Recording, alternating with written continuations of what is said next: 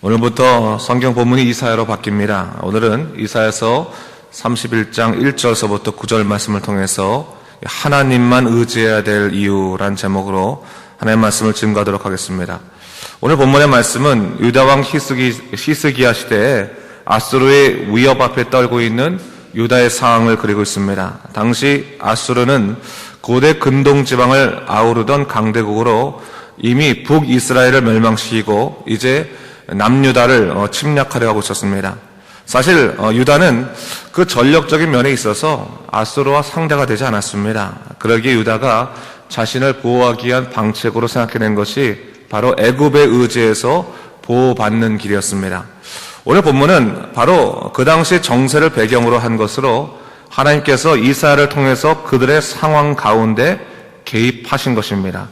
본문에서 하나님께서는 유다 왕국에게 무엇을 말씀해주고 계십니까? 1절 말씀을 보면 알 수 있듯이 애굽에 의지하지 말라 것을 이야기하고 있습니다. 주님은 애굽의 도움을 청하러 가는 자들에게 대해서 화 있을 것이다 라고 말씀하시면서 그들의 발걸음을 막으시는 것을 볼 수 있습니다. 사실 당시 국제 정세로 볼 때 애굽과 동맹을 맺는 것이 가장 합리적이고 이성적인 판단처럼 여겨졌습니다. 근데 하나님께서 그것을 막으시는 겁니다. 왜 하나님께서 그들을 막으실까요? 이는 하나님께서 이미 당신의 백성들을 보호하기 위한 계획을 세워놓으셨기 때문에 그렇습니다. 사람의 생각으로 망쳐지지 않도록 하나님께서 그것을 영적으로 막으신 것입니다.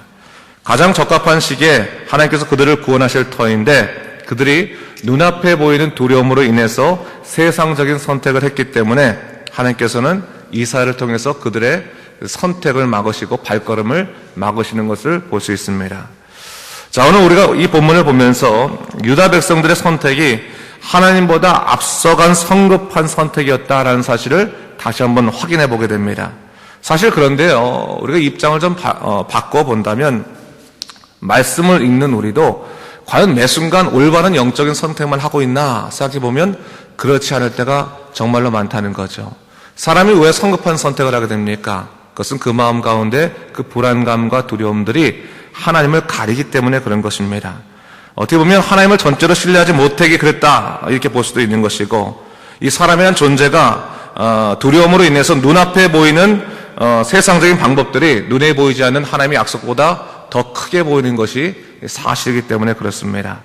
어쩌면 전능하신 하나님을 온전히 만나지 못한 인간의 연약함 때문에 이루어진 일이었다라고 볼 수 있는 것입니다. 오늘 본문에서 유다 백성들도요, 애굽이 가진 말과 병거와 마병들에 의지하고 하나님을 앙모하지 아니하고 여호와를 구하지 않았다, 그렇게 이사야가 이야기하고 있는 것을 볼 수 있습니다. 아무리 스스로 하나님이 선택된 백성이라고 자부하던 이 유다 백성들도 위기 앞에서는 하나님보다 사람을 먼저 찾는 존재였다라는 사실을 성경은 증거하고 있는 것입니다. 바로 하나님께서 그것을 책망하고 있는 거예요. 오늘 하나님께서 유다 백성들을 책망하시는 가장 제1의 원인이 뭡니까? 그들이 하나님을 구해야 될 때 하나님을 구하지 아니하고 사람을 구했다라는 것이 그들에 대한 책망의 가장 우선적인 이유입니다. 오늘 본문 3절에서 주님께서는 분명히 말씀하십니다. 애굽은 사람이요 신이 아니며 그들의 말은 육체요 영이 아니다 라고 말하는 거예요. 아무리 그 눈에 강해 보인다 할지라도 사람은 연약하고 무력할 수밖에 없는 것이다 라는 것을 다시 한번 분명히 얘기하고 있는 거예요. 너희들 그렇게 잡으려고 하는 것 육체일 뿐이다. 죽어 넘어지는 육체일 뿐이고, 또한 사람은 결코 신이 아니기 때문에 그가 할 수 있는 것은 없다라는 것을 얘기하고 있는 것입니다. 그러면서 하나님께서 손을 펴시면 돕는 자도 넘어지며 도움을 받으려고 하는 자도 엎드려져서 다 함께 멸망할 수밖에 없는 것이다 라는 것을 강하게 얘기하고 있어요. 무엇을 말하는 겁니까? 전능자의 손 아래에서 스스로 주장할 수 있는 것은 아무것도 없다라는 것을 얘기하는 거죠. 여러분, 오늘 우리가 이 세상을 살아가면서요, 아무리 부러워할 만한 것들이 있다 할지라도, 또 아무리 의지할 만한 것들이 있다 할지라도 우리가 세상에서 의지하는 사람이란 존재는 인간임을, 육체임을 절대로 잊지 말아야 됩니다. 다 육체라고 하는 것은 뭐냐면 하나님의 손 아래에 있다는 거죠. 전능자의 손 아래에 있으며 그들의 삶의 날수가 정해져 있다는 사실을 분명히 이야기하고 있는 것입니다. 누구도 여러분, 우리가 믿음으로 살아가고자 한다면 우리가 전능자의 손 아래에 있다는 사실을 잊지 말아야 되는 거예요. 우리의 생명이 하나님의 손 아래에 있다. 하나님의 정해진 기약 안에 있다는 것을 잊지 말아야 됩니다. 오늘 하나님께서는 유다 백성들을 책망하시되 너희가 모든 것을 주장하시는 전능자 하나님을 구하고 의지해야 하지만 너희는 너무나 쉽게 사람을 구하고 있구나. 그렇게 이야기하는 거예요. 이 말은 내가 너희를 보호하고 다스려야 되는데 왜 너희들은 헛된 것만을 의지하고 구하느냐? 그것을 말씀해 주시고 있는 것입니다. 그러면서 4절 이후에 하나님 말씀하시기를 여호와께서는 마치 사자가 자기 먹이를 움켜쥘 때 목자들이 온다 할지라도 놀라지 않는 것처럼 절대로 인간에 의해서 동요되는 분이 아니다. 놀라는 분이 아니다 라고 얘기하고 있고, 또 뭘 얘기합니까? 5절 이후엔 또 새가 날개치며 그 새끼를 보호한 것처럼 예루살렘, 약속한 예루살렘은 반드시 지킬 것임을 이야기하고 계십니다. 바로 당신이 택한 백성들을 보호하시고 인도하신다는 사실을 분명히 하고 있는 것입니다. 그런 놀라운 약속이 있음에도 불구하고요, 유다 백성들은 하나님을 믿지 아니하고 애굽을 의지하려고 하고 있지 않습니까? 왜 그렇습니까? 아직까지 그들이 하나님을 온전히 만나지 못했다고 하는 것이죠. 하나님을 온전히 만나지 못했다고 하는 것은 아직까지 그 죄와 연약함의 문제를 해결하지 못했다고 하는 것과 똑같은 것입니다. 죄와 연약함의 문제를 해결하지 못한 인간들은 언제나 세상적인 방법을 구할 수밖에 없음을 성경은 다시 한번 우리에게 이야기하고 있는 것입니다. 하나님을 의지하지 못하고 인간을 의지할 수밖에 없다라는 것을 얘기하고 있는 것이죠.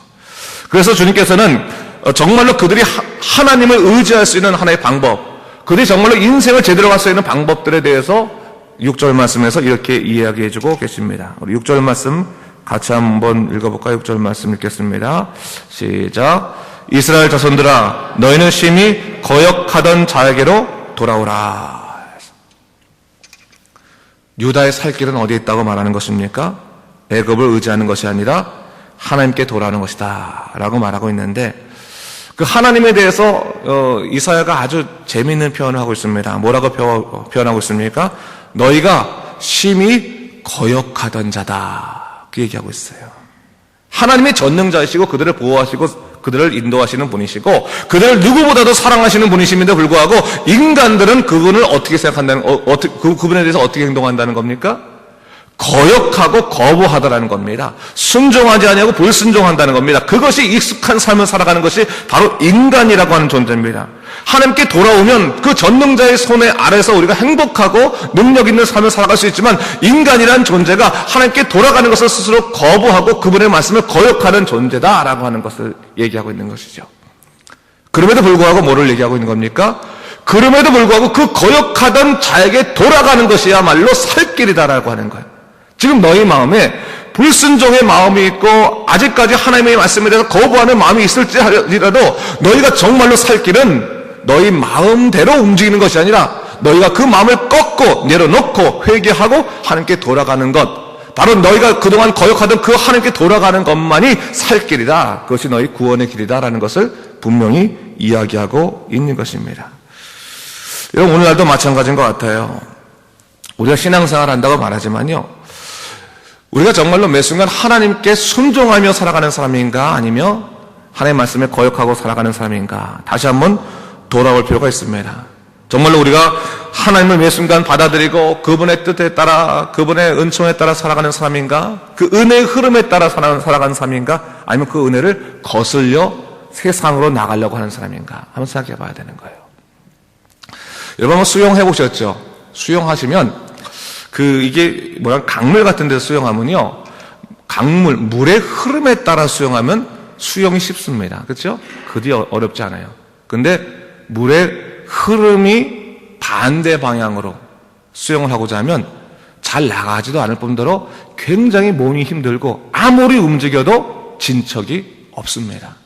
근데 여러분, 우리 인생이 그와 비슷합니다. 하나님이 주신 그 은혜의 흐름, 역사의 흐름, 은총의 흐름 가운데서 우리가 그분의 흐름에 맡겨서 우리가 나아가고자 한다면 우리는 얼마 움직이지 않은 것 같지만 그 은총의 흐름에 따라 훨씬 더 많은 길을 갈 수 있는 것이 이 하나님의 사람들이 갖고 있는 특권입니다. 그런데 문제는 뭐냐면 우리가 그 은총의 흐름을 거부하고 세상을 향해서 이전의 기억과 또 이전에 내가 꿈꾸던 그러한 생각들로 인해서 그 흐름과 반대 방향으로 가게 되면 아무리 우리가 애를 써고 우리가 노력을 한다 할지라도 그 진척은 결코 많이 이루어지지 아니합니다. 더군다나 중요한 건 뭡니까? 쉽게 지친다는 거예요. 쉽게 곤고해진다는 겁니다. 예수 믿는 사람들이요, 은혜를 경험하고 나면 이 세상 살아가는 것이 비록 그 상황이 어렵고 힘들다 할지라도 하나님의 의지하고 살아가면 그 인생이 쉽게 느껴집니다. 마음의 고통도 있고 어려움이 있지만 하나님을 의지하기 때문에 하나님께서 돌봐주시겠지라고 하는 그 전능자의 약속 때문에 오늘의 고통도 이겨낼 수 있는 힘이 있습니다. 근데 여러분, 그 전능자의 약속을 거부하고 나는 세상적으로 살겠다고 생각하면서 하게 되면 여러분 항상 우리 마음에 드러나는 것 중에 하나가 불안감과 분노와 좌절과 실망과 그런 마음들이 가득 찰 수밖에 없는 거예요. 그렇게 되면 거기서부터 해방되지 못하는 하루하루가 어떻게 보면 고통스러운 삶을 살아갈 수밖에 없는 연약한 그런 그 존재로 남을 수밖에 없습니다. 여러분, 우리는 이미 방법을 아는 거예요. 세상을 살아가는 방법을 아는 겁니다. 어떻게 살아가는 것입니까?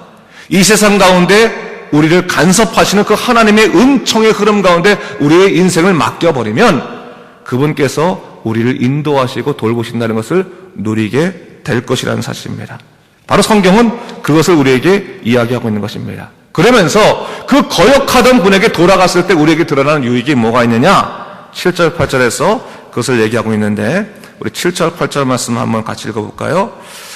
읽겠습니다. 너희가 자기 손으로 만들어 범죄한 은우상, 금우상을 그날에는 각 사람이 던져버릴 것이며 아수르는 칼에 엎드려질 것이나 사람의 칼로 말미암음이 아니겠고 칼에 삼켜질 것이나 사람의 칼로 말미암이 아닐 것이며 그는 칼 앞에서 도망할 것이요 그의 장정들은 보욕하는 자가 될 것이라.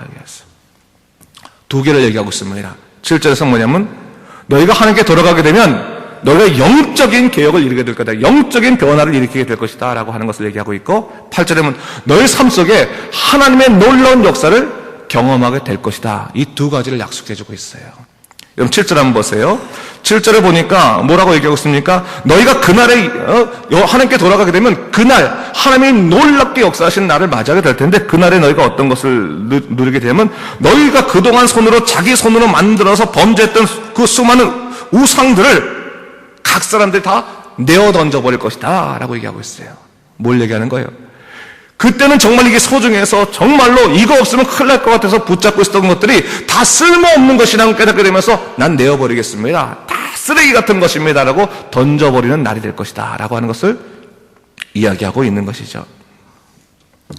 여러분, 오늘날 우리가 세상에 살아가면서 세상을 두려워하는 그 마음들 때문에 일어나는 것이 뭡니까? 세상을 의지하고 사람을 의지하려는 마음입니다. 어떻게 보면 하나님보다 더 의지하는 것들이 다 있을 수 있어요. 그것을 성경에서 뭐라고 말합니까? 우상이다 라고 말합니다. 우상이다. 하나님보다 더 의지하려고 하는 것. 어떻게 보면 자기의 생각도 될 수 있겠고요. 사람이 될 수도 있겠고요. 혹은 진짜 세상의 그 이방신과 같은 우상이 될 수 있습니다. 하나님보다 더 붙잡고 이것이야말로 날 살려줄 거라고 생각했던 그 모든 그것들이 하나님과 만나지 않았을 때는 내게 가장 소중한 것이 될 텐데 하나님께 회개하고 돌아가게 되면 그것들이 다 쓰레기 같은 것들이 될 것이다 라고 하면서 너희가 내어버리게 될 것이다 라고 하는 것을 얘기하고 있는 것이죠. 여러분, 살아가면서요, 진짜 자유는 어디서부터 오는 것입니까? 상황의 문제가 해결되면 자유가 오는 것입니까? 그렇지 않아요. 우리 마음 그 깊은 곳에 자리 잡고 있는 인생의 두려움, 불안감, 좌절, 공포, 분노, 이러한 그 마음의 것들로부터 해방되는 것이야말로 진짜 해방인 거예요. 근데 그 해방이라고 하는 것은 사람의 생각과 의지로 해방되는 것이 아니라 성령께서 만져주시고 우리를 붙잡으셔야지 그 마음이 일어나는 놀라운 기적적인 영적인 역사라는 것을 우리가 알아야 되는 것입니다. 그걸 얘기하고 있는 거예요. 너희가 하나님께 돌아가면 그 마음 깊은 곳에서부터 너희를 불안하게 하고 너희를 고통스럽게 하던 그 인생의 문제로부터 너희가 자유하게 될 것이다. 여러분, 하나님께 기도하는 사람들은요, 기쁨으로 기도할 수 있잖아요. 왜? 하나님을 믿기 때문에. 하나님이 돌봐주실 거기 때문에. 비록 지금 어렵고 힘들지만 하나님께서 돌보고 인도하실 거기 때문에 내가 거기에 넘어지지 않잖아요. 자유함이 있기 때문에 그런 거예요. 그 영적인 자유함이 우선적으로 있다. 영적인 개혁과 변화가 일어난다는 걸 얘기하고 있고, 두 번째 뭘 얘기하고 있습니까? 오늘 이 8절 말씀은 아수르가 이제 칼로 엎드려진다, 망할 것이다, 그 멸망할 것이다 말하는데, 그들이 사람의 칼로 멸망하는 것이 아니다라는 것을 또 얘기하고 있어요. 좀 희한한 말이죠.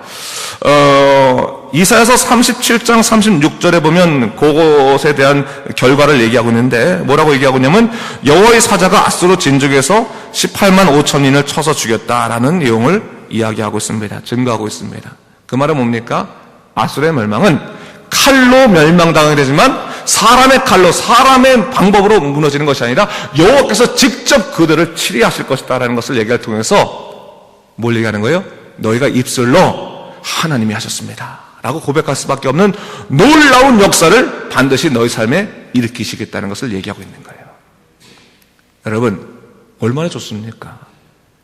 하나님께 의지하고 살면요, 우리의 마음의 그 고통의 문제에서부터 해방될 것이 아니라, 해방될 뿐만 아니라 우리의 삶을 짓누르던 그 삶의 문제들까지도 하나님께서 당신을 고백하면서 우리가 감사할 수밖에 없도록 그 삶을 이끌어 주시겠다라고 동시에 얘기해 주고 있는 거예요. 세상적인 방법은 일시적인 방편이에요. 열심히 뛰어다니면 잠시 해결할 수는 있습니다. 여러분, 그거 자체를 하지 말라는 것이 아니에요. 그러나 기도하는 자들이 하나님의 지혜로 움직일 때는 달라진다는 거예요. 우리의 삶 가운데 전능자의 손이 함께 있으면 훨씬 더 그 문제는 하나님의 놀라운 역사 가운데 새롭게 풀린다는 사실을 성경은 얘기하고 있는 거예요. 그 가운데 그 내면에 뭐가 있습니까? 하나님이 하셨습니다. 하나님이 도우셨습니다. 하나님께서 일으키셨습니다 라고 하는 그 믿음의 고백을 일으키실 수밖에 없을 것이다 라는 것을 이야기하고 있는 것이죠. 여러분, 이 이사야서는요, 역사의 역사 아닙니까? 역사. 이스라엘의 역사, 유다의 역사 가운데 하나님께서 어떻게 당신의 능력을 행하셨는가를 보여주는 것 아니겠습니까? 그렇다면 오늘날 우리도 마찬가지입니다. 우리가 왜 성경을 읽습니까? 그 역사가 내 역사가 되기 원합니다 라고 하는 소망 때문에 하는 거 아니겠습니까? 분명히 하나님께서 우리에게 약속해 주는 겁니다.